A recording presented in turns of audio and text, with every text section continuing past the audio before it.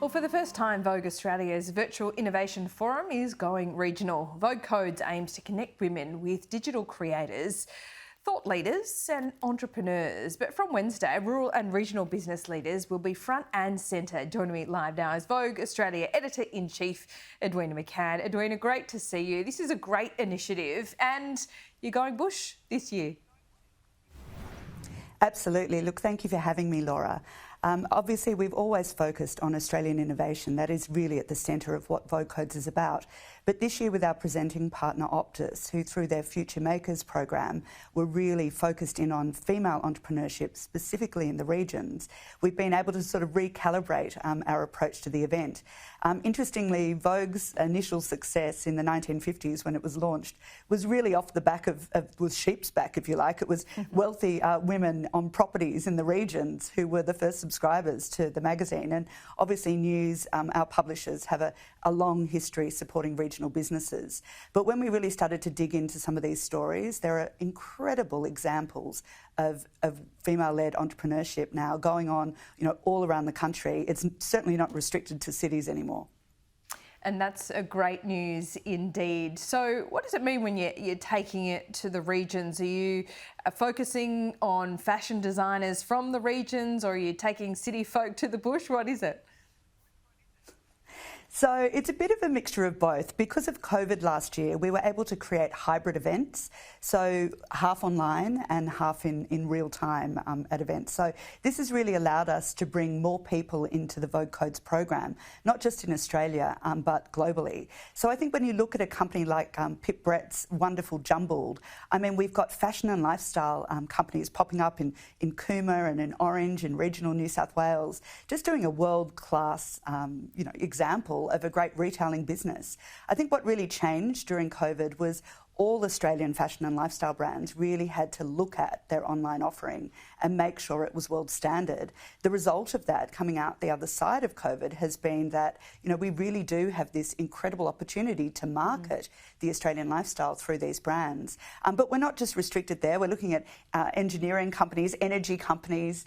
It really does run the full gamut of businesses. Excellent. Well, COVID has seen, so much disruption to our lives. Spent half the year in a tracksuit, to be quite frank with you. But what it has done is it's really disrupted supply chains as well. So have these local fashion designers looked to use Australian-made products or Australian farmers' products more and more?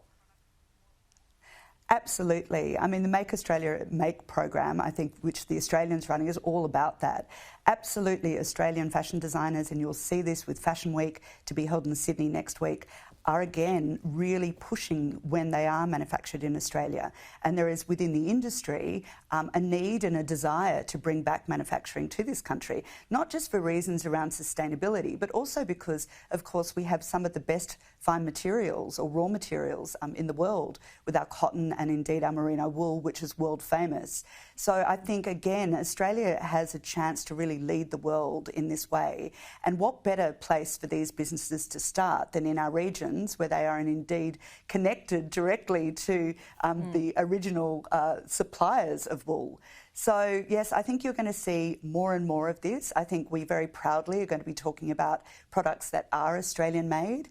We can do that in terms of, wastage and responsible supply lines as well. Yeah. And that is very much in fashion at the moment. It's very much a conversation around sustainability. Yeah, absolutely. And we've got so many great Australian brands, thinking from Rachel Gilbert to Zimmerman to Ralph and Russo, which was such a mega brand coming out of London, but with Australian designers.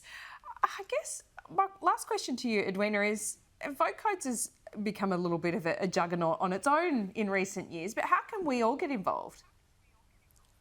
So you can basically register if you would like to attend one of our events virtually, or indeed buy a ticket if you'd like to come up one of our live events and get a lovely Vogue goodie bag as well. You just simply go onto vogue.com.au, look for Vogue Codes. So it's very, very easy to get involved. It is indeed a juggernaut. It was started in Australia, but it is very much a pillar that Vogue is very proud of internationally, because it really is about equality and it's about more diversity in our tech sector, which is absolutely essential if if women are going to get ahead and stay ahead in the workforce. And I also feel duty-bound to mention the late, great Carla Zampatti as well.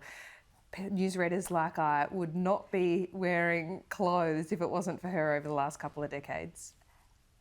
Absolutely, and you'll see a lovely tribute to her next week during Australian Fashion Week. She's absolutely the queen of Australian fashion, and she'll never be forgotten.